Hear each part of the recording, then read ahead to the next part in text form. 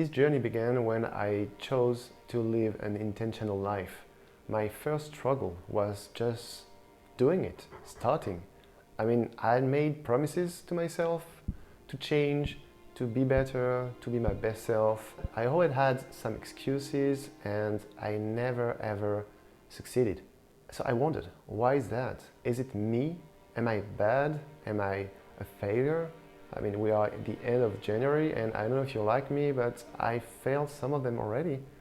So in this video, you will learn how habits works and you will have some tips and tricks to be your best self in 2020 and actually doing it, not just watching this video. Just stop watching this video and just do it, okay?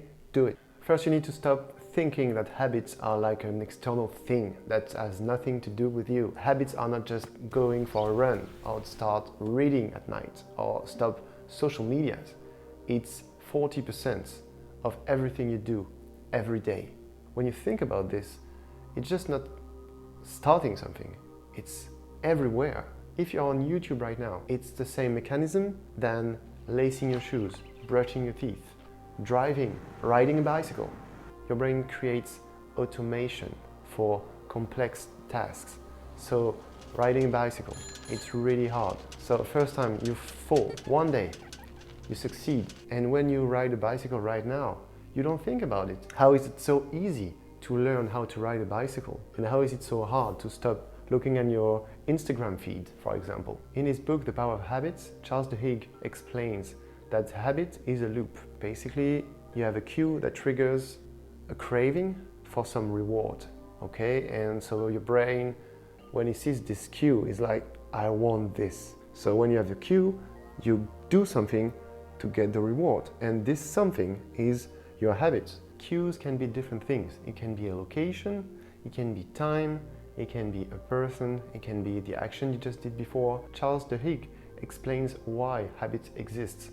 Basically, it's just a way for the brain to just get rid of activities that you do all the time. When you think about something, it's in a part of your brain. When it's a habit, it's in the basal ganglia. It's another part of your brain that basically runs on itself. So you can drive home without thinking about it and you're just thinking about your shopping, your wife, your work, anything else. This cue will just start something that can be stopped. If you have a notification on your phone, you just pick up your phone, look at it and go to the app. You're not conscious about it and it repeats itself all the time. And as I said, habits are hardwired in your basal ganglia. So you're not thinking about it. It's not conscious. So that's why it's really hard for you not to do it, because it's just automatic. It's like its own program in your brain that you don't think about. So you can stop what you don't think about. So that's why it's really, really, really hard to stop looking at your phone when you have a notification. And that's the same reason it's really, really hard to start a good habit, because you need to think about it all the time. It's not a habit yet. You need to think and repeat and repeat and repeat until it becomes automatic. Charles Duhigg talks about this golden rule. It says that you can't erase a habit, you can change it. So if you have a cue and a reward, you can change the routine in the middle. So if you want to get rid of bad habits, you need to do something else when you have this cue, this trigger, and you will get the same reward. So for example, if you're smoking and you're always smoking at work and your colleagues come to you at 10 o'clock and say, do you want to go outside for 10 minutes and we can have a chat? What you need to do is you have the cue, oh, do you want to go for a break? You want to go outside for 10 minutes? You need to socialize with people. So maybe socialize with other people that are not smoking. Just go to someone else that is not smoking and say, oh, do you want a cup of coffee? Do you want to have a break for 10 minutes? And if in your brain the reward was socializing, not being alone in your office, you'll get used to it and suddenly the cue triggers a coffee and maybe not smoking. But how can you stop going for a cigarette and go for a coffee, for example? It takes willpower, and willpower is like a muscle. Studies say that if you train it hard enough, you will get better willpower. And like a muscle, it gets tired. So basically, if you do something that it's making your willpower work a lot, it will get tired. And at some point, you won't have any willpower left. You need to rest. So if you want to challenge your willpower, if you want to change a habit, you need to get some rest before. So this concept of a willpower like a muscle that gets tired and that you can train is really interesting. It means that sometimes it's not a good time to fight a habit because your willpower is tired. So if all day long you are at work, you have to do something that you don't like. When you go home, your willpower is exhausted. So you will eat crisps, you will eat bad food because you just need comfort and your willpower is exhausted. So it's the same when you want to start a good habit. You need to do it when your willpower is strong. Myself, for example, I wanted to go for a run every day and I'm not a typical morning person. But after work, I felt like I was too tired because my brain was fried and I just wanted to go on the couch. And on a Saturday, I went for a run. My willpower was fresh.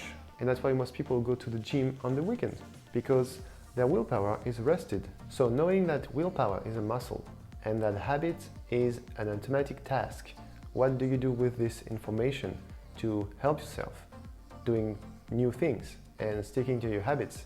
So first, you need to make a list of every bad habit you want to get rid of and every good habit you want to implement in your life. You can't erase a habit, but you can change them. So if you want to start a new thing and you can use a bad habit to start a good one, it's good. If you want to analyze a bad habit, try to discover what is a trigger. Why do you watch at your phone? Notification? So basically, on a sheet of paper in your phone, you're going to write what you want to achieve, what you want to do. You're going to break it down in steps, and each step is going somewhere in your calendar every day at a specific time. For example, if you want to get in shape, look at your calendar and think, when am I going to go to the gym, or when am I going to go for a run? It's better to do small steps all the time than just big steps every now and then. Remember, it's all about automation. It's all about doing it again and again and again. You need to think about the habit loop. So basically, you need to create for yourself cues or triggers. If you're planning to go for a run when you're coming back from work, just prepare everything. Put your running shoes ready for you to go for a run. So when you go back home, everything is there, everything is set. Or another example, if you want to eat healthy, you can just cook everything on a Sunday and put it in Tupperwares, and then you have everything ready for the week. And so you need to make it easier for you to do good habits and trickier for you to do bad habits. For example, if you want to stop going on Instagram all the time, or Facebook, or whatever, you can just, in your phone, create a specific folder and put all your icons in it. And this folder, you will give it a name. It will be the name of the thing you want to do instead of going on social media. Read a book. So you pick up your phone, okay, I'm gonna read a book. Or maybe you have a Kindle app. So maybe on the first page, you just put the Kindle app and that's it, nothing else. And you need to track your progress. That's the last part. Because if you don't measure progress, you won't see it. And at some point, it will fiddle and you're gonna stop it. Last thing, in his book, The Power of Habits, Charles Duhigg talks about the ripple effect or the snowball effect created by keystone habits. So if you pick the right one, it can create like a snowball effect in your life. If you go for a run every morning, you're gonna want to eat healthy. And if you eat healthy and you go for a run every morning, chances are you're gonna feel good and you're gonna feel socializing with people because you're gonna feel good about yourself. Don't ever feel desperate about a bad habit. You just need to be smart about it. You need to think about the cue, what triggers it. You need to think about the reward. What are you looking for, basically? And sometimes it's not the reward you think. If I take the example of smoking, maybe you want to socialize with people, and maybe what's craving you have is being lonely. And so you go for a smoke because everybody's smoking and you want to be a part of the group. So maybe you can change this and go socializing with people that are not smoking and go for a cup of coffee, for example. So don't ever feel desperate.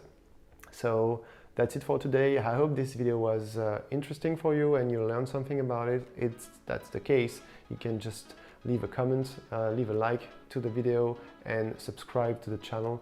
I'm gonna try to do more content, and I'm gonna try to make this a habit. That's my goal for 2020, is to start a YouTube channel, make videos every week, and actually do it.